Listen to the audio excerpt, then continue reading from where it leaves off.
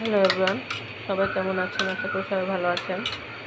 তো আমি রাতের বাজে 2টা, তখন আমি ডাল এবং ডিম দিয়ে ডাল রান্না করব। তো ভাবলাম যে একটু ভিডিও করি। এখানে শুধু জাস্ট একটু লবণ দিয়ে আমি ডিম ভাজি করে নিচ্ছি। এখানে আমি 2টা ডিম নিয়েছি। ডিমটাকে আমি ব্রাউন কালার করে ভেজে নিয়েছি আর পিস পিস করে। ডালটা আমার অলরেডি হয়ে গেছে। এখানে আমি ডালের যে বাগার সেটাও সম্পূর্ণ করে নিয়েছি। ডালটা আমরা সবাই রান্না করতে পারি, জানি আমরা সবাই। সহজ রান্না হলো ডাল। তো এখানে ডিমটাকে পিস পিস করে দিয়ে দিয়েছি। এইভাবে যদি ডিম দিয়ে ডালটা খান, খেতে অসাধারণ লাগে, ভালো লাগে এবং তৃপ্তি সহকারে খাওয়া যায়।